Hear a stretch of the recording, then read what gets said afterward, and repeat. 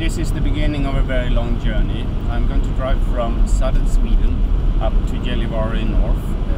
I'm starting in the morning at about 8:30 and it's -2 degrees. It's a little bit slippery on some surfaces, but where the wheels are there is salted tarmac.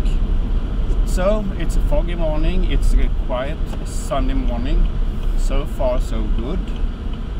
In front of me and the Land Rover is about 1,600 kilometers one way, and then we are going back the same way. The main purpose of this trip is to do 2 articles about truck drivers and to buy a dog. So on the return, somewhere in northern Sweden, there is a little white puppy dog, fox terrier, waiting for me. I've been driving for a little bit more than half an hour, and the temperature has fallen to -3 degrees. I'm just about 50 kilometers, 60 kilometers north of Växjö, and the surface of the road is a bit more matte, it's not so glossy, and that means in fact that it's frozen. It's very glossy when it's wet, when they've used salt on it, but now it's frozen and I have to slow down a bit. And here we are approaching one of those speed cameras, but at this time of the day I don't think anyone is awake up in Kiruna, where they have the monitor systems for the cameras, so let it be. So after 2 hours and a half I'm close to Linköping in the middle of South Sweden. It's a typical Swedish winter day with salted roads, grey, foggy, wet weather, and traffic not very fast. It's about 100-110 kilometers an hour for every car. It's a bit dull, it's a bit sad, but anyway it's a little bit safe in the same time, because the roads are not slippery up here. It's wet but not icy. Temperature is 0 degrees. It's still very foggy, and the temperature has fallen to 3 degrees below 0, and an interesting thing has showed up on the windscreen. It's ice. You can see it's still there since I'm using the wiper. So in this situation it's nice to have the Land Rover's electrically heated windscreen. Otherwise I would have problems with ice on the windscreen, more of the windscreen. Now it's only here, and the defroster might take away the most of it, but switching on the electrically heated windscreen gives me a little bit better cleaning of the window. Still on E4, I'm closing into Nyköping, and it's about 20 kilometers there. It's 1 degrees plus, and it's coming down an awful lot of rain mixed up a bit with snow. So far it's not hazardous road conditions, but the sight, I'm losing sight, it's getting dark, and it's still not more than 12 o'clock. So I guess later on, when I pass Stockholm and Uppsala, I'm going to meet snow, so I need to keep up quite good speed to be in Lövånger, where that's my goal. This is very special, and it's typical for Swedish winter. Just 50 minutes ago I had a temperature of +1. Now it's -1, and the clouds are breaking up, so I can see the sun. This means that the surface of the road can change very, very fast. I'm arriving at Nyköping, and I know very well that between Nyköping and Södertälje there is a problem with 2 areas of road holding that meets, and it's often like that. It's ice south of it or north of it, so you can expect a change in road conditions in just a couple of 100 meters, and that's one of the main problems with Swedish winter road holding, especially on the E4.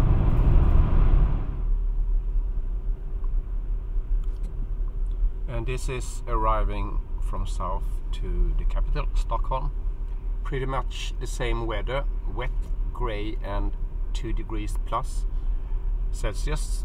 And traffic jam, of course. It's very, very often traffic jam on this road through Stockholm. It's the Essingeleden.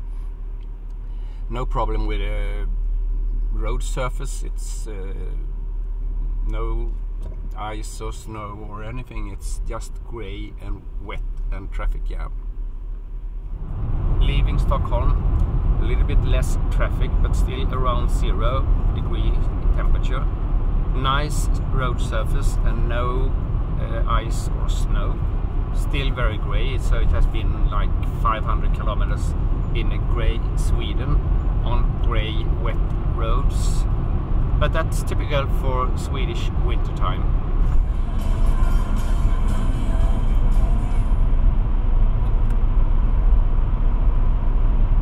So it's 2:30. It's really getting dark. I passed Stockholm, I passed Uppsala, and now I'm on my way towards Gällivare and after that Sundsvall. So it's getting dark very early at this time of year in Sweden. Soon we will need the main beam. Just about 150 kilometers north of Stockholm, I'm passing a very strange place in Mehedeby. It's called the Dragon Gate. It's a Chinese hotel building, more or less in the middle of nowhere. And for the moment it's 3 o'clock and it's really getting dark. Here's the strange Chinese Dragon Gate. You can see it here, and I'm really not sure about what's happening up there. Anyway, it's in the middle of nowhere, and it's just a very wet, grey, dampy Swedish winter road.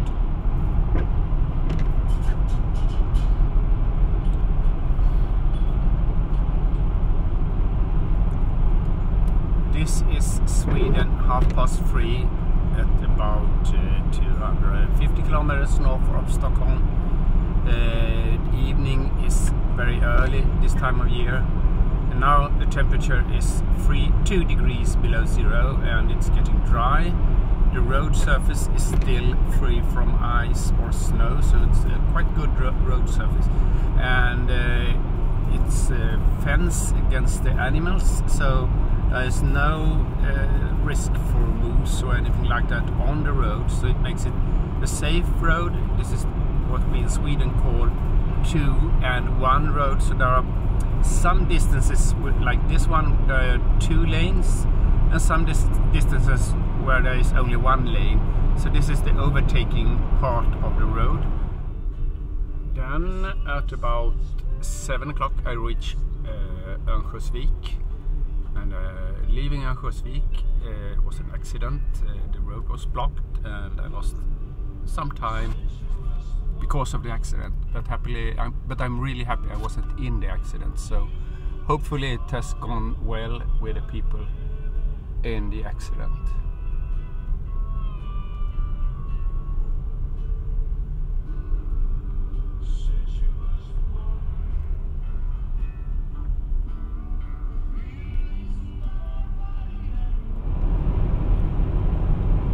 So this is how far I came before I met the snow.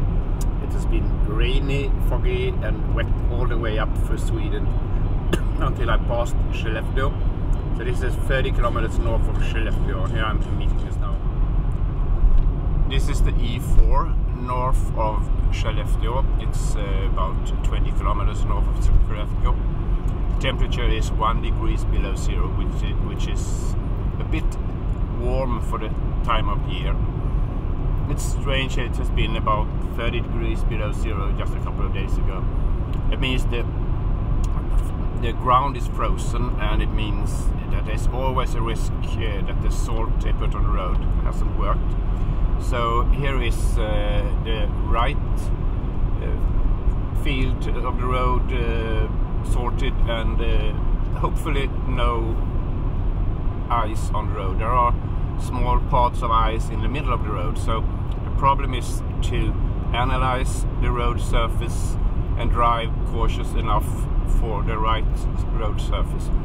In the left lane there is snow, and the snow is good enough for making an overtaking of a truck or something like that in like 100 kilometers an hour, but you should prefer to do it when it's a straight road, so you don't try to do it where the road is curvy, because it's easy to lose your grip. So it's a bit tricky to analyze the road and do the right, keep the right speed for a safe drive. It's even coming some snow. This is the E10, the road from Luleå to June and Gällivare. I'm driving with a Land Rover's dipped beam. It's LED based dip beam. Here comes the main beam. And this road is it's a really winter road. It's although it's just 1 degree below zero, the ground is very cold, so it's icy on the road, but it's not that glossy ice as it is when it's water on the ice further south. So it's quite safe to go in around 100 kilometers an hour on this road.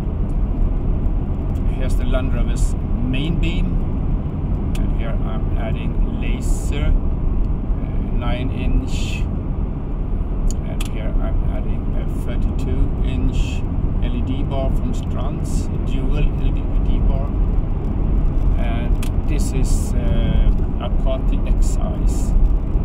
All those extra lights are a bit dirty from the road on the way up here, so it's not really perfect condition, but anyway they give really good light, although the dirt and the salt and the sand and everything they got during the trip. So far I've done 145 kilometers, 1,450 kilometers. Well, that's a parked car. Why couldn't they just shut down the lights when they're parking?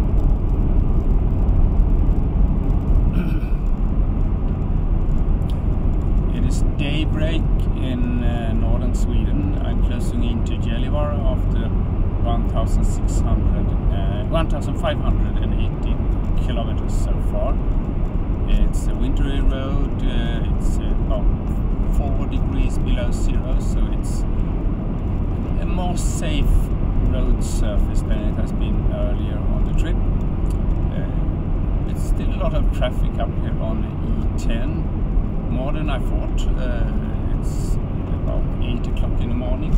This is dip beam of the Land Rover, and here's the main beam, and here we are adding an NBB spotlight, and here we are adding Strands 32-inch dual LED bar, and this is laser 9-inch round extra light, and this is X-Eyes Apati.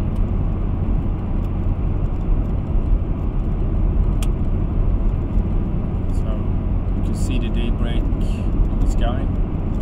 It's a frozen road, it's a frozen world out there. It's snow on the trees. But the traffic is very much keeping the speed of 100 kilometers an hour.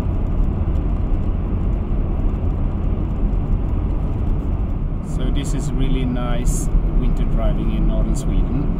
It's on the road from Gällivare through Jokkmokk, Porjus and down to Arvidsjaur. It's 21 degrees below zero, and the road is frozen. It's not very slippery because it's so cold.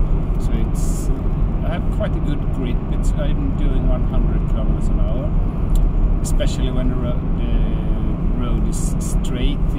If it's twisty, bendy, I need to go down a little bit. Good winter tires, good lighting, and a desolated road in northern Sweden between Arvidsjaur and Gällivare. I'm moving south now. It's the return from a trip I did up to Gällivare.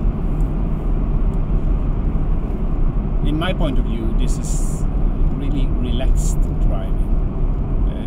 It isn't very much traffic, and you have good visibility since it's dry. When I drove up, it was wet. It was salted roads, much traffic, and really bad visibility. So this is much more relaxing driving in this situation.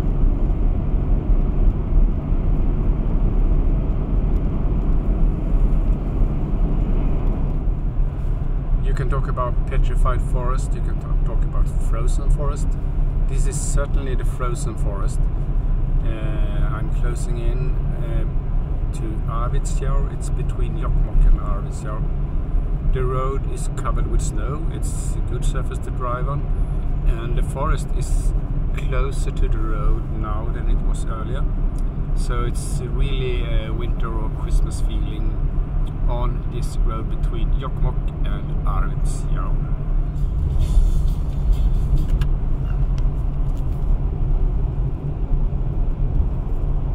Early morning, about 10 degrees below zero, and it's just the road from Lövåsen up to Vindeln. It's in northern Sweden. It's really a typical winter road where it's snow on the road. You can go in 100 kilometers on this type of road as long as it's not too curvy. But there are places where the snow has been drifted up on the road, so you have to be cautious. Anyway, it's a beautiful landscape, and it's nice driving, dry and free of salt and such things.